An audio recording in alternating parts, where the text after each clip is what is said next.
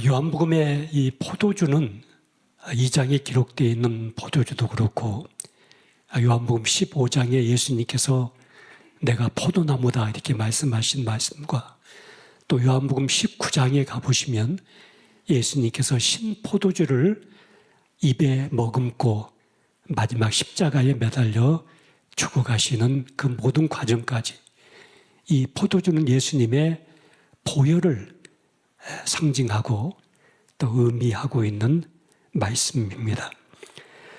오늘 본문 속에서 가장 중요하게 봐야 될 부분은 오늘 2장 3절 말씀을 여러분이 보셔야 됩니다. 포도주가 떨어진지라 예수의 어머니가 예수에게 이르되 저들에게 포도주가 없다 하니 여기 포도주가 떨어졌다고 하는 이 말씀이 구역 성경 번역에는 포도주가 모자란지라 또 새 번역에는 포도주가 바닥난지라 이렇게 번역이 되고 있습니다. 포도주가 모자랐고 포도주가 바닥이 난 상태 속에서 이 잔치집 안에 이제 엄청난 문제가 생기게 된 겁니다. 인간적인 입장에서 보면은 절대 절망할 수밖에 없고 난감하고 인간의 힘으로 해결할 수 없는 상황에 처하게 됐는데 예수님께서 물로 포도주를 만드셔서 이 가정의 문제를 해결했을 뿐만 아니라 그곳에 있는 모든 사람들의 흥을 돋구고 그들의 삶을 풍성하게 만들어내고 그와 함께 예수님은 당신이 십자가에서 매달려 죽어가면서 모든 인간들에게 배설할 구원의 잔치상을 어떻게 내가 만들어낼 것인가를 우리에게 영적으로 의도하는 중요한 말씀이 오늘 요한복음 2장의 말씀입니다. 한 세 가지로 나누어서 말씀을 드리려고 합니다. 첫째는 이 구원을 받는 데 있어서 인간 편에서 가지고 있는 것으로는 절대 모자란다는 사실을 아주 중요하게 지적하고 있는 말씀입니다. 여러분, 왜 이 혼인잔치에서 물이 포도주로 바뀌어지고 만왕의 왕이신 예수님께서 한 인간의 가정사에 개입하시게 되었고 또 예수님을 통해서 이 기적과 이적을 체험할 수 있게 되었는가? 그것은 이 포도주가 모자랐기 때문이었습니다. 포도주가 바닥났기 때문이었습니다. 인간 편에서 준비하고 인간 편에서 모든 것을 갖추고 인간 편에서 모든 과정들을 거쳤지만은 그것 가지고는 모자랐습니다. 그것 가지고는 안 됐습니다. 그것 가지고는 바닥이 났습니다. 구원의 문제에 있어서 인간 편에서 준비한 종교성, 윤리성, 도덕성, 어떤 사상, 어떤 착한 행실, 어떤 과정, 이 모든 것을 다 동원해도 구원을 받는데 절대로 모자란다는 사실을 오늘 본문을 통해서 우리에게 말씀하고 있습니다.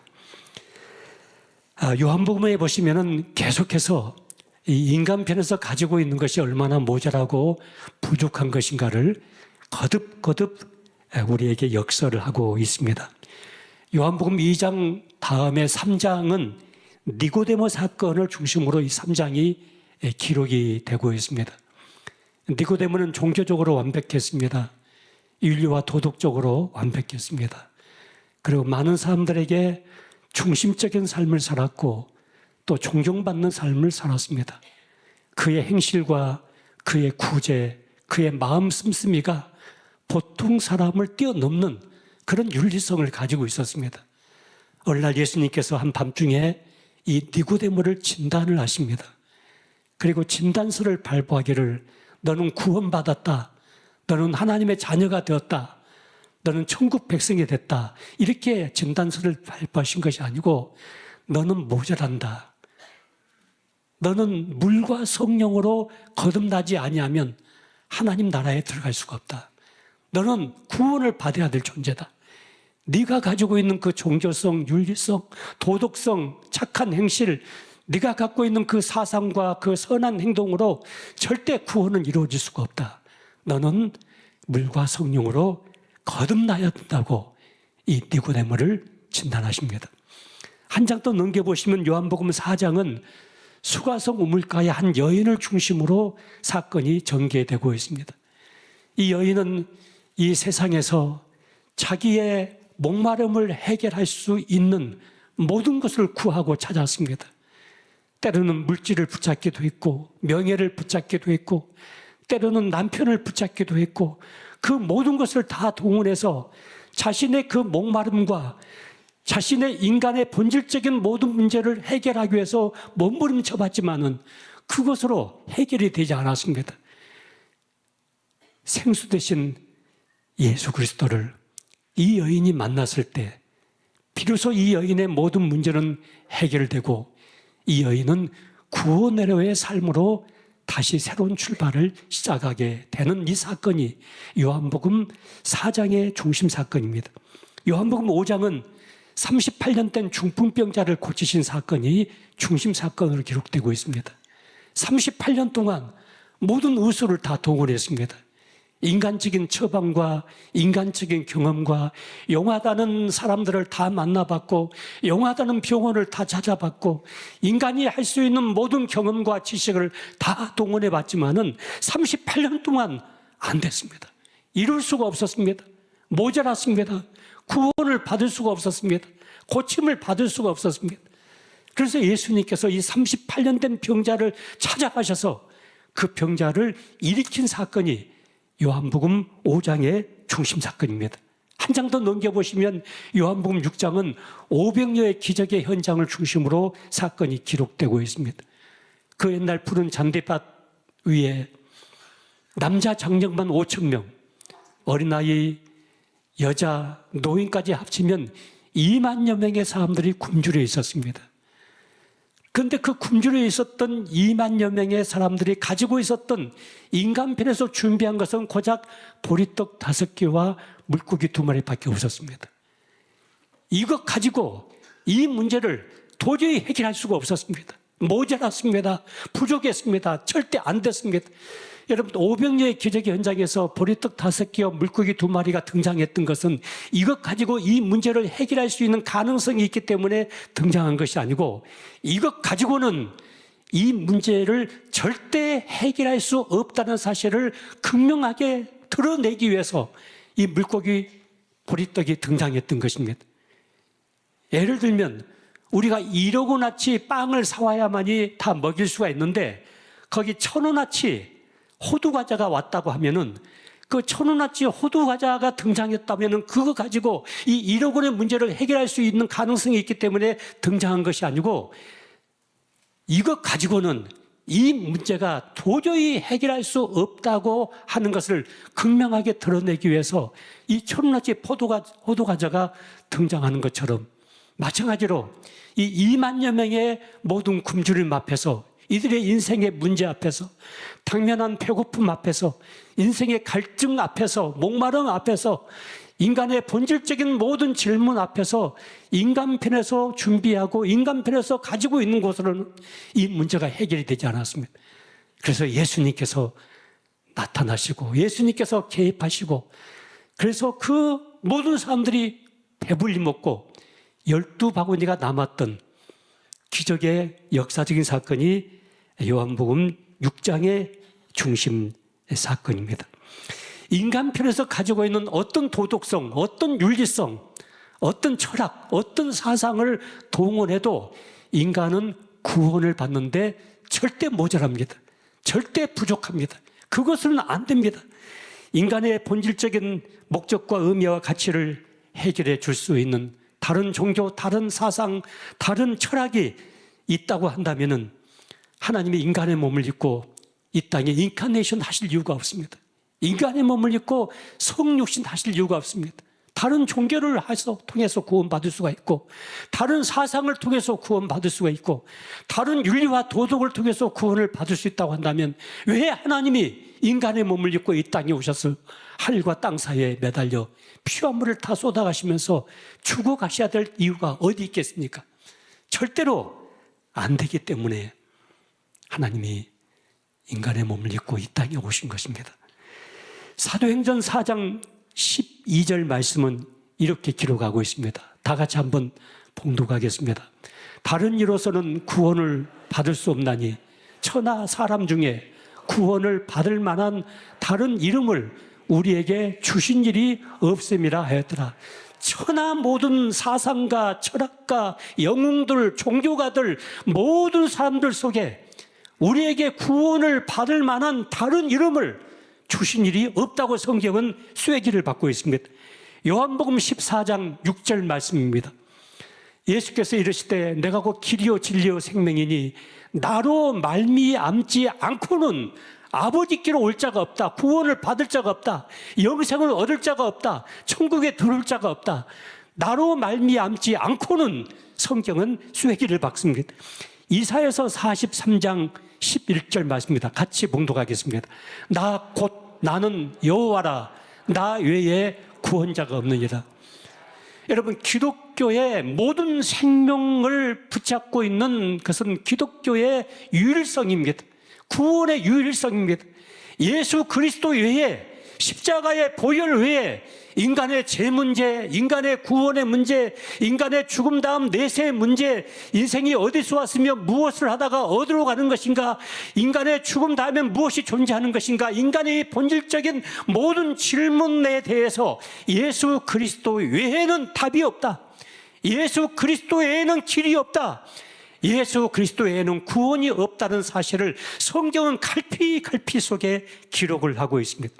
만약에 불교를 통해서 구원을 받을 수 있다고 한다면, 유교를 통해서 구원을 받을 수 있다고 한다면, 인간의 어떤 사상과 철학을 통해서 구원을 받을 수 있는 길이 있다고 한다면, 여러분과 내가 믿고 있는 이 성경 말씀은 전체가 사기가 될 수밖에 없습니다. 이것은 악마적인 사기 사건이 될 수밖에 없습니다. 예수 그리스도 외에, 십자가의 보혈 외에는 인간이 구원을 받을 수 없다고 기록하고 있는 이 갈피 속에, 성경 속에 기록되어 있는 이 모든 말씀이 전부 사기라고 한다면, 이게 전부 거짓말이라고 한다면 여러분과 나는 그 공모에 걸려든 것입니다. 우리는 이 악마적인 사기 사건에 걸려든 것입니다. 그런데 만약에 이 하나님의 말씀, 성경 말씀이 사실이고 진리고 인간이 기록할 수 있는 가장 정직하고 진실된 피 묻은 언어로 기록되어 있는 이 성경 말씀, 온 천지가 변해도 이 하나님의 말씀이 1.1획도 바뀌어질 수 없는 이 성경 말씀이 절대적인 진리고 이 속에 생명이 있다고 한다면 다른 이로서는 구원을 얻을 수 없나니 천하 인간의 구원을 얻을 만한 다른 이름을 우리에게 준 일이 없다고 하는 이 말씀은 사실 중에 사실입니다. 여러분, 언제든지 사실은 하나밖에 존재하지 않습니다. 여러분, 석가는 이렇게 말을 했습니다.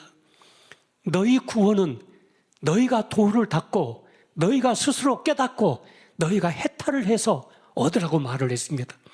그런데 예수님은 뭐라고 말했습니까? 내게로 오라. 내가 길이다. 내가 진리다. 내가 생명이다. 나를 믿는 자는 죽어도 산다. 나를 믿는 자는 모든 죄에서 깨끗함을 받게 될 것이다. 나는 부활이요 영생이니 살아서 나를 믿는 자는 영원히 영생을 가지고 영원한 영생의 나라로 옮겨지게 될 것이다. 내 아버지 집에 거할 곳이 많다. 수고하고 무거운 짐진 자들아 다 내게로 오라. 내게로 오라. 내가 너희를 편히 쉬게 하겠다. 여러분, 인류 역사 속에서 어떤 종교가도 어떤 사상가도 어떤 철학가도 이렇게 말한 사람은 한 사람도 없습니다. 오직 예수 그리스도 한 분만이 나는 구원이라고 말을 했습니다. 나는 생명이라고 말을 했습니다. 여기에 기독교의 유일성이 담겨져 있습니다. 이것이 무너지면 기독교는 다 초전박살되고 맙니다. 다 무너지고 맙니다. 예수 그리스도 외에도 구원의 길이 있고 예수 그리스도의 십자가의 보혈 외에도 인간의 죄 문제를 해결할 수 있는 길이 있고 예수 그리스도의 십자가의 복음 외에도 죽음 다음에 내세를 보장받을 수 있는 길이 있다고 한다면 여러분, 이 땅에 기독교는 절대 존재할 수가 없을 것입니다. 내가 다른 종교 쫓아가지 않냐고, 다른 사상 쫓아가지 않냐고, 예수 그리스도 안에서 구원을 받고 예수님의 십자가의 보혈로 씻음을 받고 예수님의 의의 세마포 옷으로 나의 허물을 가리움을 받았다는 이 사실은 우리 인생 속에서 받을 수 있는 최고의 기적을 우리는 체험한 것입니다. 최고의 은혜를 입은 것입니다. 잠을 자다가도 벌떡벌떡 일어나서 내가 하나님의 자녀가 되었다, 내가 구원받았다 하나님은 내 아버지가 되신다. 나는 오늘 밤 이 세상을 떠나도 영원한 나의 본향인 아버지 집으로 들어간다. 이 사실을 생각할 때마다 얼굴에서 희죽희죽 웃음이 나오고 하나님 감사합니다. 감사합니다. 이 고백이 우리에게서 터져 나올 수밖에 없습니다. 포도주가 모자란지라.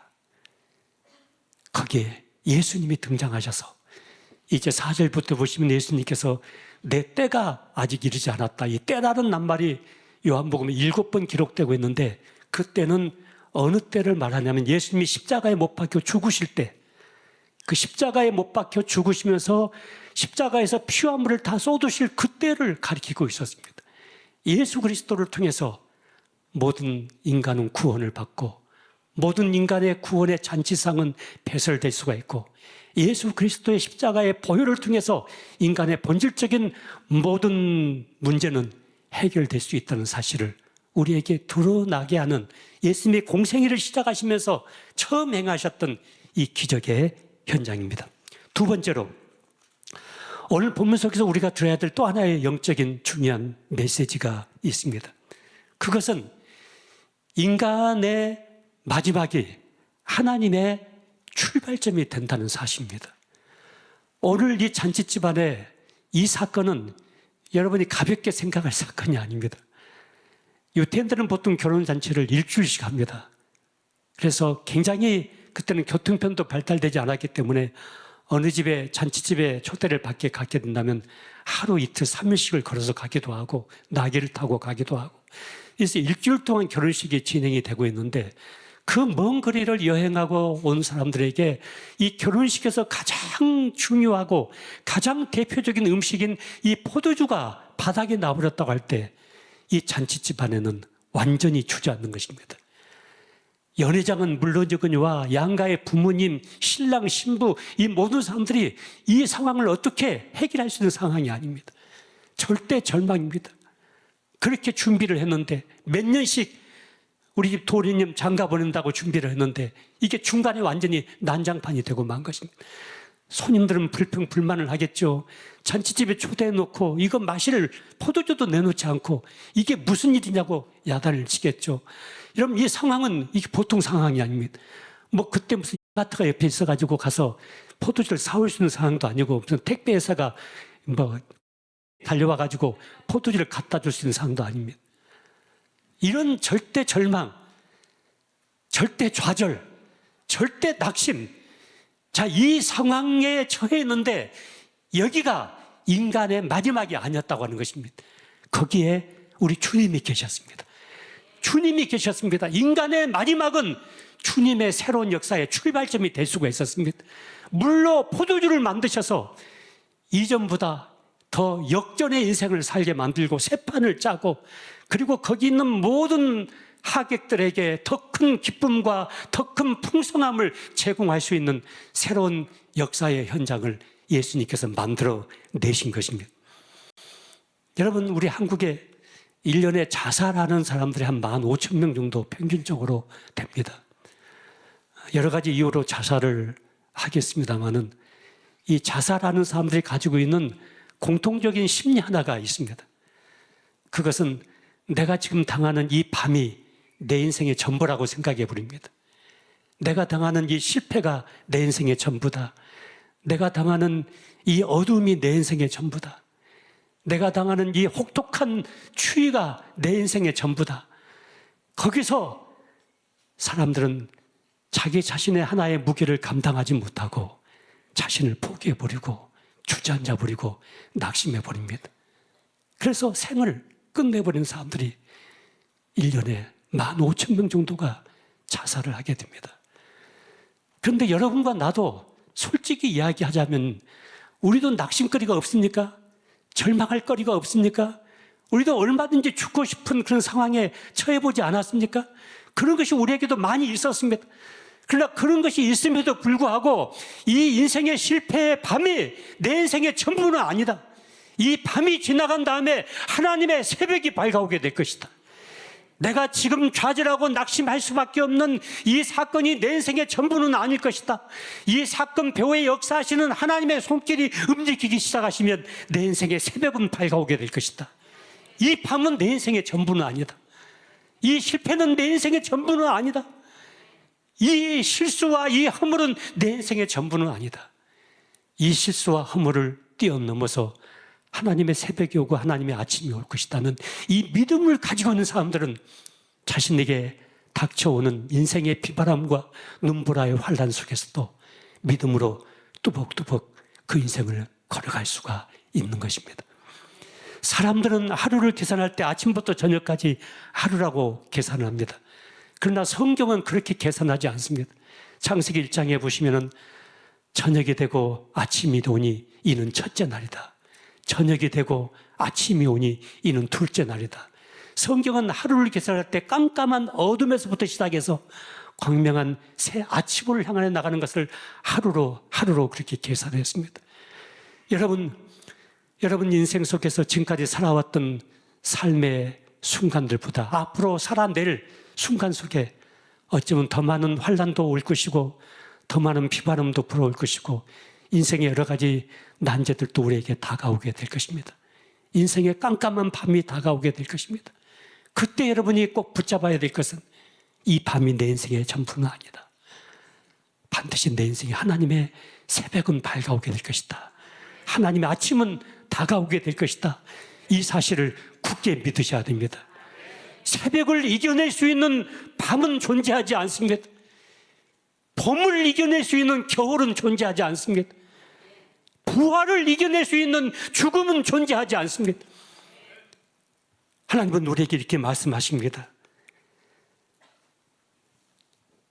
히브리서 11장에 보시면은 9절에 8절, 11장 6절 믿음이 없이는 하나님을 기쁘시게 못하나니 가지고 있게 있습니다. 믿음이 없이는 하나님을 기쁘시게 못하나니 하나님께 나아가는 자는 반드시 그가 계신 곳과 하나님께 나가는 자는 반드시 그가 계신 곳과 하나님이 어디 계십니까? 여러분 안에 계십니다. 여러분 가정 안에 계십니다. 여러분 실패하는 그 현장에 계십니다. 여러분 좌절하고 있는 그 현장에 하나님이 계십니다. 하나님이 어디 계신가 두리번거리지 마십시오.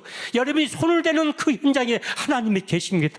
애로움 속에, 고독 속에, 낙심 속에, 절망 속에, 여러분 허물 속에, 제약 속에 하나님이 거기 계십니다. 하나님께 나가는 자는 반드시 그가 계신 것과 이 교회 안에 하나님이 계십니다. 우리의 조국 속에 하나님이 계신 것과 하나님께 나가는 자는 반드시 그가 계신 곳과 자기를 찾는 자들에게 상 주는 이심을 믿어야 할지니라. 하나님을 믿는 자들에게 하나님은 새 판을 짜십니다. 판을 바꿔버리십니다. 역전의 역사를 이루어내십니다. 마지막 한 가지만 더 말씀을 드리겠습니다. 오늘 3절 보시면은 예수님께서 이 물로 포도주를 만드실 때 거기에 한 가지 중요한 과정이 있었습니다. 예수의 어머니가 예수에게 이르되 하는 말씀이 있습니다. 여러분 문제를 들고 예수님 앞에 나가게 됩니다. 이게 바로 뭡니까? 기도입니다.